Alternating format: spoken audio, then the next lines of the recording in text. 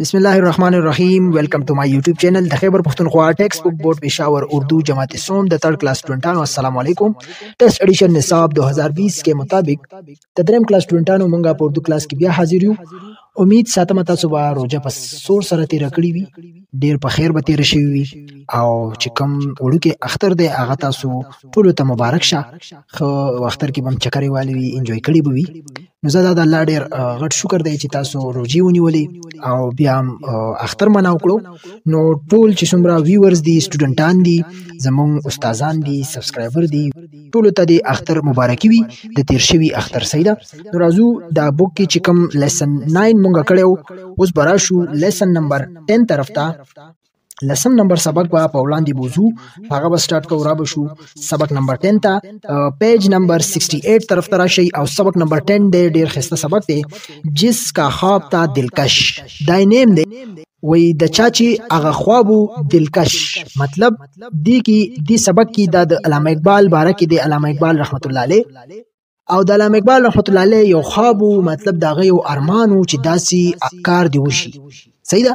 او دلکش څه ته وایي؟ دلکش مین دل کینچنے والا. صحیح ده. انګلیش کې ورته اټریکټیو وایي. نو داسي یو عجیبه یو دلکش خوابو د علامه اقبال رحمت الله علیه چې مسلمان او هندو دواړه یو ځای نشي اوسېدلی، دوی ځان لا سپریټ جدا جدا ملک پکار دی، وطن پکار دی. نو دا د علامه اقبال خوابو.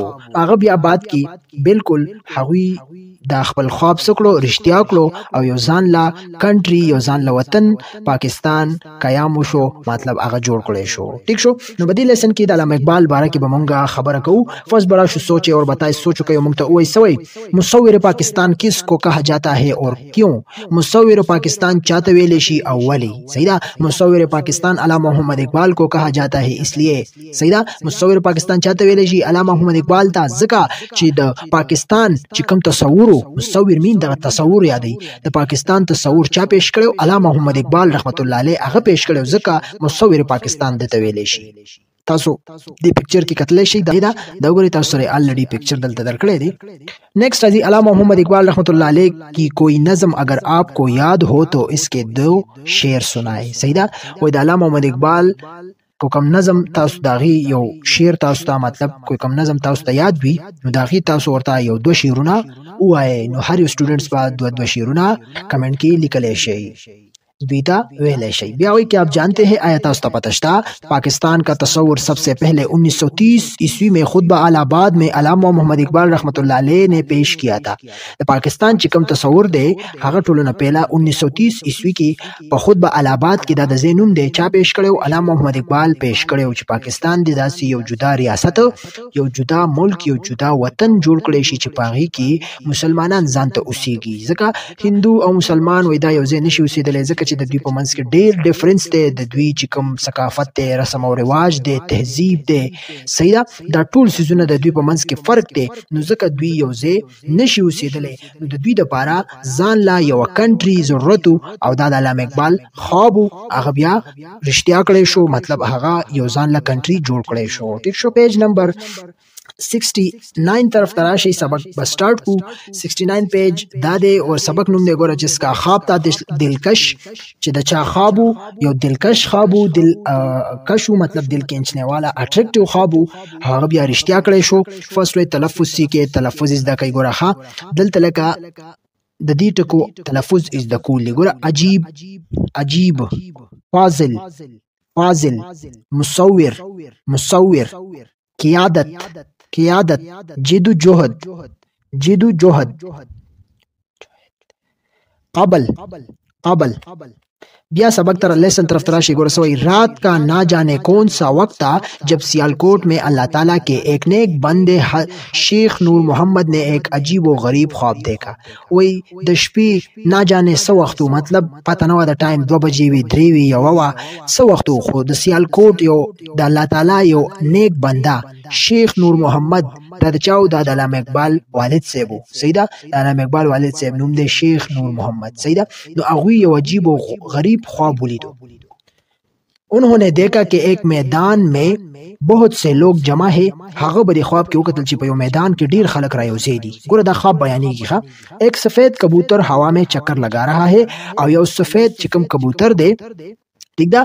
हाँ हवा की लग्या दे चक्कर वखी लोग हाथ उठा उठा कर उसे पकड़ने की कोशिश कर रहे हैं और खलग लासुना उचतई दा से बार बार सही दा। और कम कबूतर चिदे हागा निवलो कोशिश की अगर उनिसी वो कबूतर कभी नीचे आता और कभी वापस आसमान की तरफ उड़ जाता। हाँ कबूतर कलब लांदे रात लो कलब वापस आसमान तरफ तमख करे शो बरा वालाड़े कलब अखता रात लो कलब बरा आसमान तरफ था। अचानक वो कबूतर नीचे आया और शेख नूर मोहम्मद की गोद में गिर गया और अचानक दग कबूतर लांदे राले और द शेख नूर मोहम्मद पर मतलब दाग पर गोद की प्रेवतलो दाग पर गिगा किरा प्रेवतो। वो कई रोज तक इस ख्वाब पर गौर करते रहे। हसू रजी बदग ख्वाब बाने गौर कवलो आखिर वो इस नतीजे पर पहुंचे कि उनके यहाँ एक बच्चा पैदा हो गया जो बड़ा होकर इस्लाम की खिदमत करेगा। हागा आखिर की दिसी यो नतीजे तो रसीदल मतलब च दाग बदा टाइम की मतलब द औलाद पैदा शो यो माशूम पैदा शो च आगा बा सकी हागा च कला गडशी अब द इस्लाम खिदमत कई लکه دا هغه خواب و د چا د شیخ نور محمد د علامه اقبال رحمت الله علیه داغه والد سیب خواب و داسې یو خواب ولیدو سید د شپې چې څه ټایم چې دا شان پرنده ده او په هوا کې ګرځي چکرې وخی کله ښکته ځي کله بره ځي نو خلک یې رانیسي نو دا اچانک دغه شان دغه پرنده د شیخ نور محمد په غیږ کې په ګود کې راپریوځي او د بدی باندې ډیر غور وکړو نو هغه اخیره کې دین نتیجې ته ورسېدو چې دغه بعد کې بیا له سوغ بعد د مطلب اولاد پیدا شو سید معشوم پیدا شو چې هغه غټ شي د ویلي چې دا د اسلام خدمت کوي. نو گورا نیکس وشو آخر 9 نومبر 1877 ईस्वी को अल्लाह ताला ने इन्हें एक खूबसूरत बेटे से नवाजा. सोशु पर 9 नवंबर 1877 ईस्वी के अल्लाह ताला दिला यो खूबसूरत बेटा मतलब यो खूबसूरत तजवी दिला वर्कलो जिसका नाम उन्होंने अल्लामा मोहम्मद इकबाल रखा और दनुम द सही दनुम से खुदलेओ मोहम्मद इकबाल दाइनु खा. मोहम्मद इकबाल ने अपने वालिद के ख्वाब को सच कर दिखाया और तारीख में मुफक्कर पाकिस्तान और मुसव्विर पाकिस्तान के नाम से मशहूर हुए.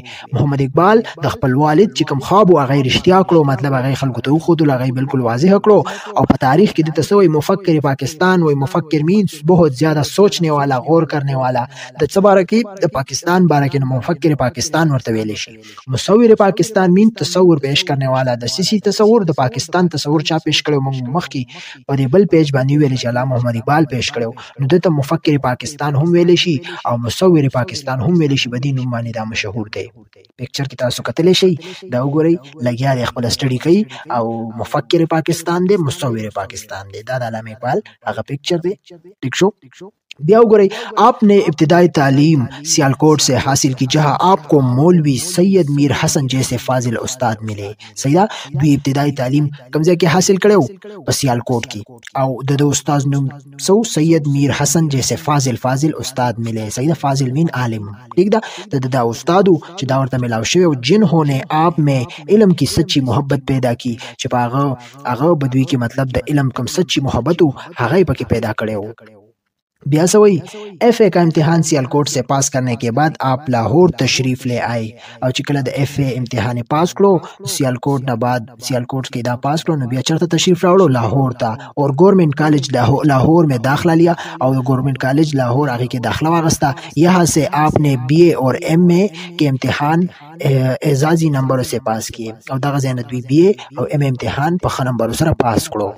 बया वही गोरा 1905 ईस्वी में आप आला तालीम के लिए यूरोप तशरीफ ले गए और 1905 ईस्वी की बया दुई आला तालीम द पारा चढ़ता लाड़ो यूरोप तलाड़ो तशरीफ यालते एवड़ो बया सोशु बया पर 1908 ईस्वी के सोशु 1908 ईस्वी में वतन वापस आकर आपने वकालत शुरू कर दी. 1908 ईस्वी की बया वतन तो वापस आले वकालत शुरू करो और सियासत में भी हिस्सा लिया और सियासत की हम हिस्सा वागस्ता.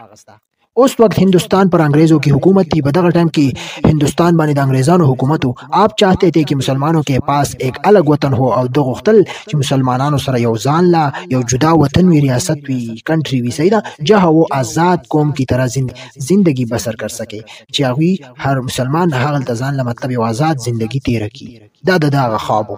पेज नंबर 70 तरफ तबराशी ठीक दा. नेक्स्ट हुई आपने अपनी शायरी के जरिए से आज़ादी का जज्बा पैदा किया और दुई चिकम शायरी व अदाखी पर जरिए सरा दुई आज़ादी का जज्बा पैदा करा. इसके नतीजे में हमारे बुजुर्गों ने कायद आज़म रहमतुल्लाह अलैह की क़यादत में अलग वतन हासिल करने के लिए जद्दोजहद جد و جهد شروع کړ دي. صحیح ده. او د دې په نتیجه کې زمونږ چې کوم بزرګانو هغوی قائد اعظم رحمت الله علیه په قیادت سره یو ځان لا الګ وطن د هغې باره کې یو جدوجہد کوشش شروع کړو. आखिरकार 14 अगस्त 1947 ईस्वी को वो आजाद वतन हासिल करने में कामयाब हो गए. आखिरकार د دې کوششونو رنګ راوړو او په 14 اگست 1947 ईस्वी کې دغه आजाद वतन حاصلېدلو کې دا خلک کامیاب شو. ٹھیک شو. علامہ محمد اقبال رحمۃ اللہ علیہ हमारे قومی شاعر ہے اور علامہ محمد اقبال رحمۃ اللہ علیہ زمان قومی شاعر هم دے. انہوں نے اردو اور فارسی دونوں زبانوں میں شاعری کی. د اردو اور فارسی زبانوں دوانوں کی شاعری کړې ده. آپ نے بڑوں کے ساتھ ساتھ بچوں کے لیے بھی نظمیں لکھے. صحیح ده. مطلب د غټو د پاره غټو سره علاوه دوی ماشومانو د پاره هم نظمونه لیکلي دي جن میں ہمدردی بچے کی دعا پہاڑ اور گلہری. باقی کې کم کم شامل دي. همدردی دا دغه نظم مطلب نوم دی. بچے کی دعا پہاڑ اور گلہری گائے اور بکری وغیرہ بہت مشہور ہے. گائے اور بکری وغیرہ دا ټول دا پکې مشهور دي په دغه نظمونو کې. ٹھیک ده. نو دا سیس پکې شامل لے. بیا وی ګوره ټهره اور بتائے علامہ محمد اقبال رحمۃ اللہ علیہ نے بچوں کے لیے کون کون سی نظمیں لکھی. علامہ محمد اقبال رحمۃ اللہ علیہ ماشومان لپاره کم کم نظمونه لیکلي نو دا موږ دلته ویلي همدردی بچے کی دعا پہاڑ اور گلہری گائے اور بکری وغیرہ دا لیکل شي. دویم علامہ محمد اقبال رحمۃ اللہ علیہ نے کن دو زبانوں میں شاعری کی. علامہ محمد اقبال رحمۃ اللہ علیہ په کم دو زبانوں کی شاعری کړې ده. نو دام دلته موږ ویلي چې انہوں نے اردو اور فارسی دونوں زبانوں میں شاعری کی. اردو اور فارسی کی د شاعری موجوده ده. ٹھیک شو. بیا راشه لاندې نیکسٹ ګورئ بل پیراگراف طرف تراشے. علامہ محمد اقبال رحمۃ اللہ علیہ جب تک زندہ رہے مسلمانوں کی ترقی کے لیے کوشش کرتے رہے. علامہ محمد اقبال رحمۃ اللہ علیہ چې سورو مطلب کوم ټایم پورې ژوند دیو نو مسلمانانو د ترقی لپاره کوشش کول. خپل پاکستان بننے سے 9 سال قبل. صحیح ده. 21 اپریل 1938 عیسوی کو آپ وفات پا گئے. او د پاکستان مطلب د پاکستان د جوړېدو نه مخکې 9 کاله مخکې 21 اپریل 1938 عیسوی کو علامہ محمد اقبال څه شو وفات شو. لکه پاکستان کو 14 اگست 1947 نو 9 سال ته خو کوي. نو 21 اپریل 1938 لکه د هغه سیس بیا ونه لیدو کنه هغه نه مخکې وفات شو. آپ کا مزار بادشاہی مسجد لاہور کے مرکزی دروازے کے باہر ہے. د دې مزار بادشاہی مسجد په لاہور کې چې کوم مرکزی دروازه ده هغه سره باهر دی. د مزار مطلب انته قبر موجود دی. ٹھیک شو کنه. نو دا تاسو کتلې شي دا د مزار دی بادشاہی مسجد سره علامہ محمد اقبال رحمۃ اللہ علیہ پکچر درکړی دی. نیکسٹ وای ګورا وای ہم نے سیکھا منگ صحیح ذکر ګورا. علامہ محمد اقبال رحمۃ اللہ علیہ ہمارے قومی شاعر ہے. علامہ محمد اقبال رحمۃ اللہ علیہ زمان قومی شاعر دے. علامہ محمد اقبال رحمۃ اللہ علیہ نے سب سے پہلے مسلمانوں کے لیے الگ وطن کا تصور پیش کیا. علامہ محمد اقبال رحمۃ اللہ علیہ ټول نه پہلے مسلمانوں لپاره یو الگ وطن تصور پیش کړو. علامہ محمد اقبال رحمۃ اللہ علیہ نے اپنے شاعری کے ذریعے سے ہندوستان کے مسلمانوں میں آزادی کی تڑپ پیدا کی. علامہ محمد اقبال رحمۃ اللہ علیہ د خپل شاعری په ذریعے ہندوستان مسلمانانو هغه کی آزادی تڑپ پیدا کړو. انہوں نے بڑوں کے ساتھ ساتھ بچوں کے لیے بھی کئی مشہور نظمیں لکھی. او دوی د غټو سره مطلب ماشومانو د پاره هم مشهور نظمونه لیکلي دي. نو دا زمونږ لیسن چې کوم لسم سبق جس کا خواب تا دلکش د علامہ محمد اقبال رحمۃ اللہ علیہ باره کې امید لرم تاسو بدی پوښی وي. نو تاسو دینه دا سبق غستلی شي چې دا د علامہ محمد اقبال رحمۃ اللہ علیہ باره کې نو موږ له هم پکار دی چې دا شان یو عظیم شاعر سره جوړ شي. ګوره علامہ محمد اقبال دا زمونږ عظیم شاعر قومي شاعر. صحیح ده. دته بل شاعر مشرق هم ویلی شي. د پاکستان لپاره د څومره کوشش کړی دی څومره قرباني ورکړې ده خپل شاعري کړې ده او د چې کوم خواب هغه بیا ګوره هغه سیس کمپلیټ شو الګ وطن هغه جوړ کړی شو. قائد اعظم د پاکستان باندې ټیک شو. دا ټول خبرې ودی کې شامل دي. نو موږ له هم پکار دي لکه چې د خپل کنټری د پاره او خپل وطن د پاره کوششونه وکړو د هغې د پاره قرباني ورکړو. لکه یو انسان دی دغه په وس کې څومره وي هغه وکړي. لکه خپل وطن د پاره محنت وکړي خو هغه نشي خپل کلي د پاره وکړي خو هغه نشي خپل کور د پاره وکړي څه ناڅه دي وکړي نو خپلې قربانیانې دي ورکړي. صحیح ده. مطلب خپل کوششونه دي وکړي هغه یو غټ انسان جوړ شي. صحیح ده. د خپل مطلب خلکو د پاره د خپل قوم د پاره خدمت وکړي نو دا یو خصوص دی دا یو ښه کار دی. دا ټول مونږ کې راتلل پکار دي زموږ مایند کې دا ټولې خبرې. ټیک شو کنه. امید لرم تاسو به دې پوه شوي. ان شاء الله نیکسټ ویډیو کې بیا چې کوم د لیسن مشق دی ایکسرسایز دی دا به تاسو ته وړاندې کوو. زموږ ویډیو کمپلیټ شو. خپل سټډي کنټینیو ساتئ او موږ ته هم دعاګانې کوئ. صحیح ده.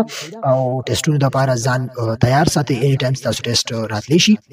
صحیح ده. ټول ټیسټونه دا شان کم کې پی کې بوکس دي تاسو ته به دې چینل کې ملاويږي. واي ام اس لرنرز دا تاسو کتلی شي او بل څه کولی شي چې ټول بوکس ګورئ.